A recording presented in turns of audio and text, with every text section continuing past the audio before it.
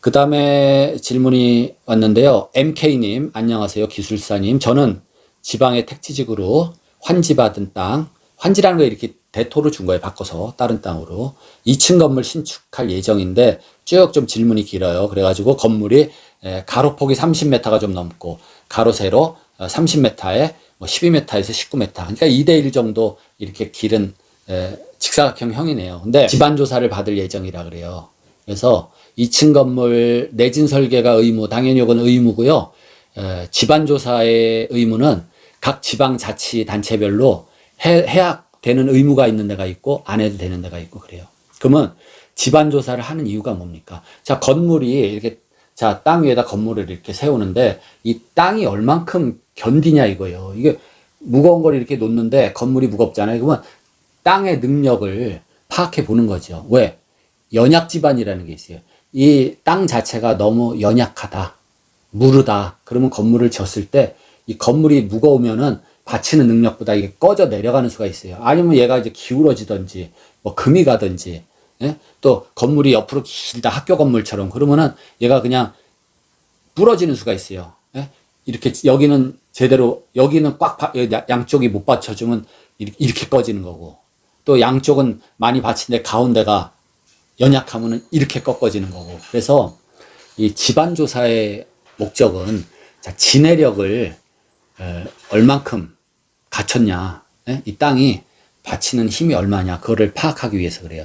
이 건물이 굉장히 고층이라든지 또는 아주 중요도가 높은 건물 같으면은 여러 가지 시추 검사라든지 그런 거를 다 하는데 이건 지자체마다 기준이 다르지만 보통 그냥 지내력 시험, 평판 제하 시험 이 정도 하시면 될 것 같아요. 근데 여기는 어느 지역인지 모르겠는데 NX하고 BX 두 가지를 다 해야 되냐, 아니면 비용이 많이 드니까 NX만 하고 BX 하나 이렇게 두 개로 만족할지 모르겠다 이겁니다. 근데 글쎄요, 저 같으면은 이게 꼭 의무 기준이 아니라면 그냥 평판 제하 시험 그거 건물이 이제 길다 보니까 한 30m가 되니까 한 두 군데쯤 하게 되네요. 그 정도 하면은 지내력이 어느 정도 나와요. 그리고 아무리 이게 이 정도의 건물 바닥 넓이라면은 길이가 30m에 폭이 평균 15m만 잡아도 이게 어떻게 450 스퀘어미터가 되는데 1 스퀘어미터당 10톤의 지내력, 10톤 정도의 지내력은 굉장히 이렇게 좀 무른 땅이라고 보시면 돼요. 조금 웬만한 땅, 뭐 자갈 모래 섞인 땅 같으면은 이 스퀘어미터당 지내력도가 50톤 내지 60톤까지 갑니다. 그 다음에 이제 돌멩이죠. 풍화석 같은 거 막 100톤. 그 다음에 경암방 같은 건 한 200톤. 1m, 1m. 예? 이게 견딜 수 있는 능력이. 그러면 30m 곱하기 15m 하면은 충분할 것 같아요. 그래서 이 지내력 테스트는 꼭 좀 해보는 게 좋긴 해요. 그리고 건물이 30m인데 이쪽의 지내력하고 이쪽의 지내력하고 많은 차이가 난다. 이쪽 지내력이 좀 약하다. 그러면 이쪽은 지내력이 좋다. 그럼 건물을 이렇게 졌을 때 이쪽만 이렇게 꺼질 수가 있어요. 그럼 어떻게 돼요? 건물이 부동치마라 그러죠. 이렇게 기울어질 수가 있죠. 예? 건물이 이쪽은 연약 지반이고 이쪽은 좀 돌멩이가 있어요. 돌멩이. 예? 지내력 조사를 안 해보고 뭐 시추 조사 같은 걸 안 해보면은 그런 것들을 체크를 못 할 수가 있어요. 제가 숫자를 못 외웁니다. 숫자를 못 외워서 제 차 안 봐요. 회사차 바꿔준 지 1년이 넘었는데 제가 차 넘버를 못 외워서 여기다 적어놓고 다닙니다. 주차장에서 내 차 넘버 대라 그러면 이걸 외우지를 못해요. 그래서 이 넘버를 봐야 됩니다. 그래서 여기다 적어놓고 다녀요. 1년이 넘었는데 전화번호도 못 외우고 저는 숫자를 도대체 기억을 못해요. 그런 제가 좀 모자란 점이 있습니다. 항상 2x4, 2x6 뭐 이런 거 많이 쓰는데 그 단가 잘 몰라요. 2x4가 12자짜리가 4,500원인가 지금 들어오는 가격이. 그거 굉장히 많이 쓰는데도 그 단가를 잘 몰라요. 어쨌든 그렇습니다. 그래서 지금 이 질문하신 MK님, 그래서 되면은 좀 건물이 폭이 크니까 길이가 기니까 지내력 시험으로 될 수 있으면 한 두 군데만 딱 해서 지내력 시험 정도만 해보시면 돼요. 그래서 큰 차이가 없다 그러면은 그대로 진행하셔도 괜찮습니다. 거기다가 요즘에는 뭐 독립기초라든지 줄기초 잘 안 하잖아요. 그냥 매트기초, 콘크리트로 이렇게 매트기초를 해요. 콘크리트가 좀 많이 들어가더라도 딱 박스 짜가지고 그냥 통짜배기로 튼튼하게, 예, 그렇게 하는 것도 좋습니다. 그리고 또 질문은 김도영님, 제가 영상 중에 ALC 안전할까요? 그 경량 기포 블럭이라 그러죠. 근데 김도영님이 호주에서 100년 된 목조주택에 살았는데 소음이 생각납니다. 이 목조주택이 참 좋은 점도 많아요. 근데 이런 소음, 그러니까 소음이 왜 나냐? 이 자체적으로 차음 성능이 부족해요. 콘크리트나 벽돌 건물에 비해서. 그렇기 때문에 이 익숙하지 않은 분들은요, 목조주택이 굉장히 낯설게 느껴질 수가 있어요. 뭐 거의 90% 이상 경량 목조주택에 사는 미국 사람들, 캐나다 사람들, 뭐 호주 사람들은 그 뭐 별로 뭐 목조주택에서 나는 그 소음, 각종 소음이 나요. 뭐 냉장고가 돌아가도 그 소음이 다 울리고, 수돗물 트면 배관 따라서 또 물 흐르는 슉 하는 소리 다 나고, 위층에서 왔다 갔다 문 닫는 소리, 걸어다니는 소리 다 나요. 그래서 카페트를 까는 또 이유가 될 수도 있지만은, 어쨌든 익숙하지 않은 경우에 이 목조주택에 대해서 스트레스가 많습니다. 그리고 같은 김도영 님이 ALC 큰 관심을 갖게 되었습니다. 감사합니다. 이랬는데, 어쨌든 이런 저한테 응원의 댓글이 힘이 나게 해요. 예, 그래서 ALC 굉장히 저도 개인적으로 좋은 재료입니다. 근데 어떤 재료, 어떤 공법이라도 시공을 또 잘해야 돼요. 정밀 시공을 해야지, 시공이 또 뭐 엉터리로 되면은 부실해지는 거예요. 예. 그리고 그 다음 질문은 코미님이 하셨는데, 레미콘 주문 직접 하세요라는 영상이 있어요. 그래서 질문은 보통 주택을 지을 때 강도는 얼마로 하면 좋을까요? 이 강도라는 거는 레미콘이니까 레미콘의 허용 압축 강도를 얘기하겠죠. 그러니까 허용 압축 강도는 지금 이제 단위 바뀐 거를 쓰는데, 뉴턴 단위를 쓰는데, 그 전에는 이해하기 쉽게 이렇게 생각하시면 돼요. 이 엄지손톱만 하면 이 1스퀘어 센치입니다. 1스퀘어 센치당 누르는 압력에 대해서 견디는 힘.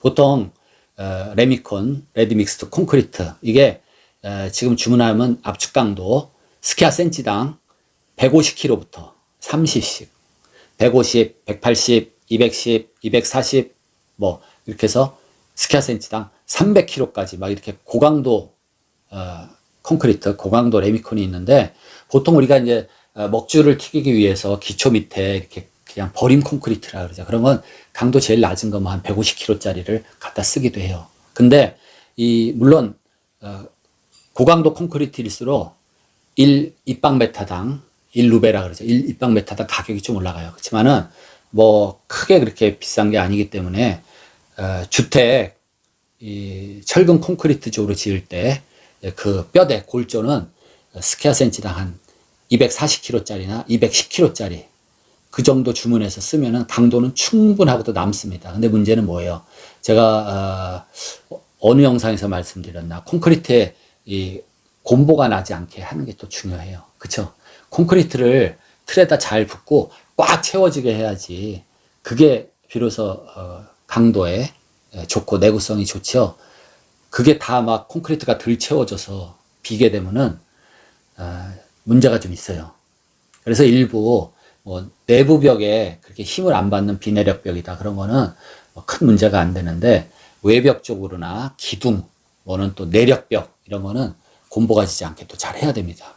그래서 코미님이 질문하신 이 보통 주택 지을 때 레미콘의 강도는 얼마로 하면 좋으냐, 이 주 콘크리트 골조는 210kg나 240kg 스퀘어 센치당 하시면 되고, 중요한 거는 설계 사무실에서 철근 콘크리트 주택을 짓는다 그러면 거기에 레미콘의 강도는 매수를 하라 지정이 대부분 돼 있습니다. 그래서 그렇게 하시면 되고, 그 다음 질문은 조적조 벽돌 쌓기의 의문점, 또 녹슨 철근 사용해도 되나, 여기에 이제 콘크리트의 곰보에 대한 얘기를 이 영상에서 하셨는데, 이건 질문이 아니라 김도영님 정말 큰 지식 얻어갑니다. 감사합니다.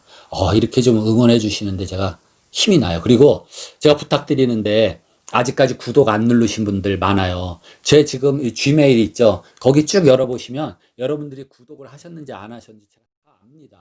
다 아니까 구독 안 누르신 분은 구독을 좀 눌러주세요. 그리고 이 좋아요 그것도 좀 눌러주시고 또 궁금한 거 질문도 좀 하시고 예.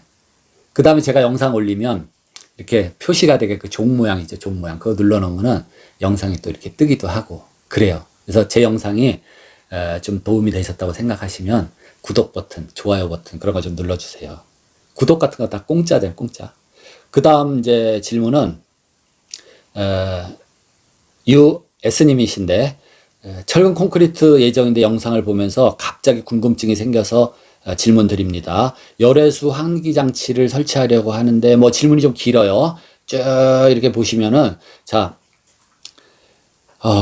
조리하는 부엌은 흡기 그러니까 이제 팬을 설치하고 싶은데 흡기라는 건 뭐야? 이 방을 기준으로 하면 흡기는 빨아 당기는 거고 배기는 여기서 불어내는 거예요. 예. 그래서 배풍기라고 그러고 흡출기라고 그러기도 하고 예. 이렇게 돼요. 그래서 우리가 환기가 종류가 있어요. 기계 환기가 있고 자연 환기가 있다. 그럼 기계 환기는 또 어떻게 나누냐? 1종 환기, 2종 환기, 3종 환기 이렇게 나눕니다.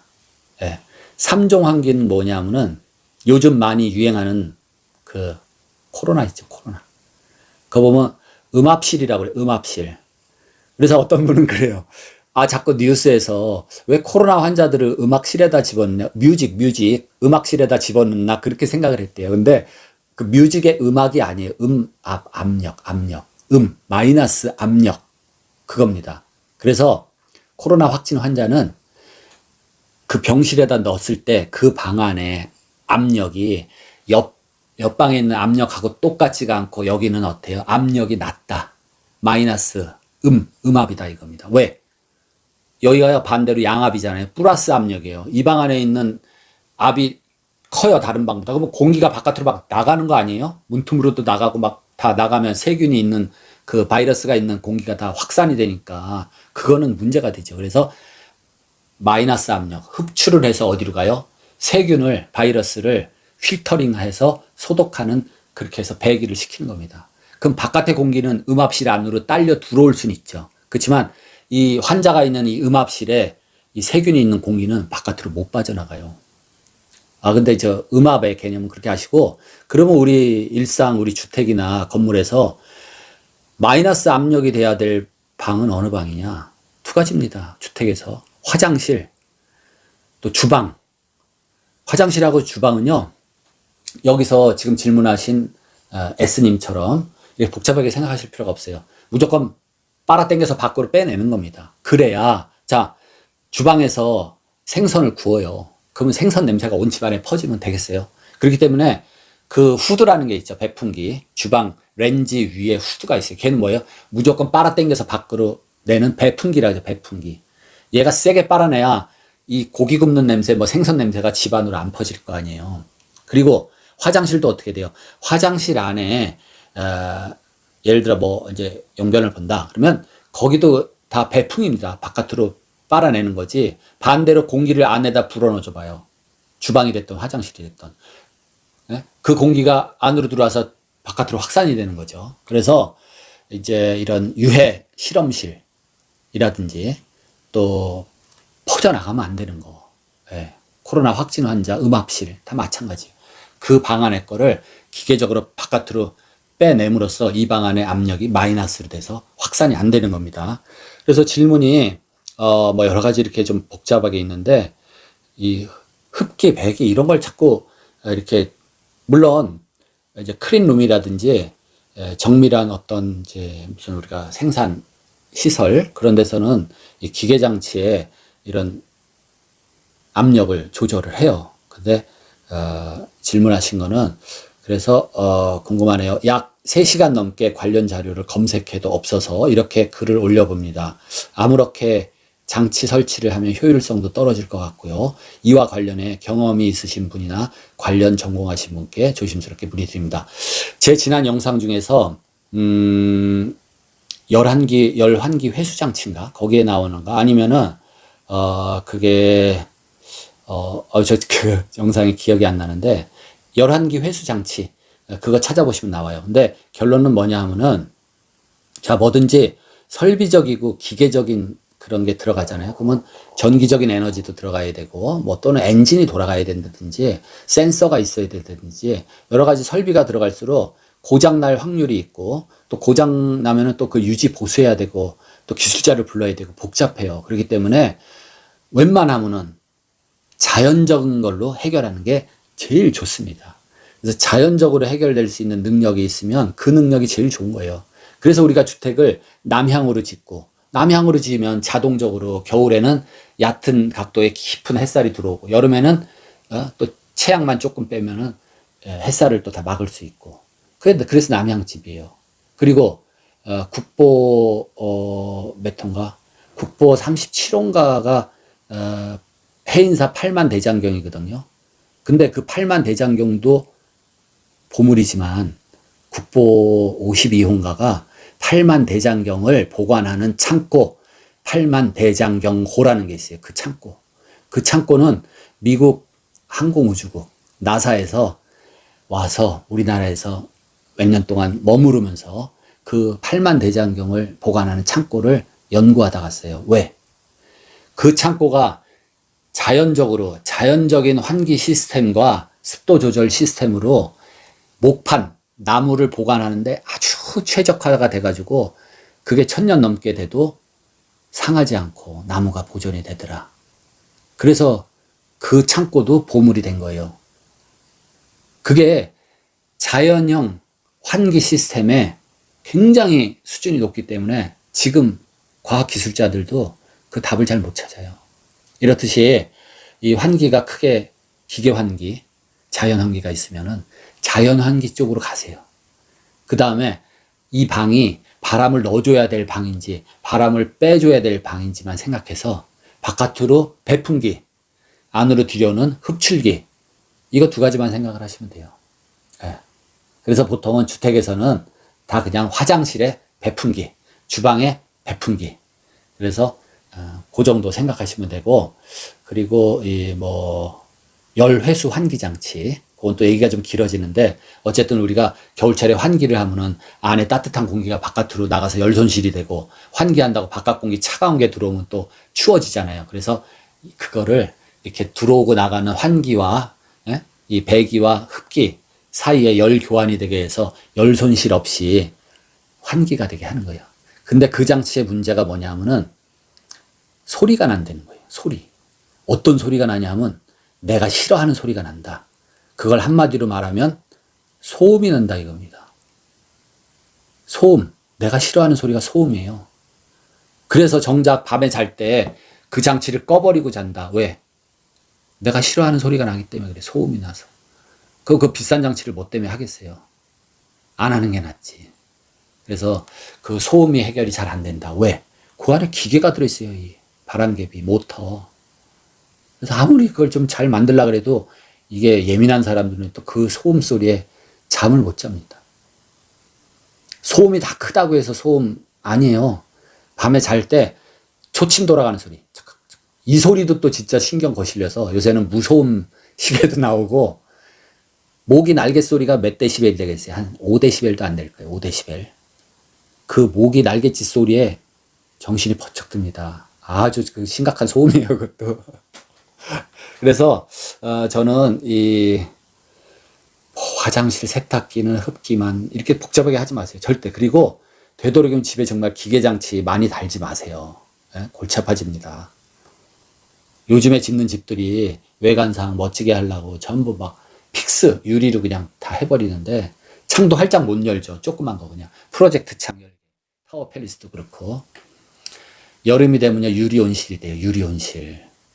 엄청 더워서 그 더운 거를 감당을 못 해요. 누가?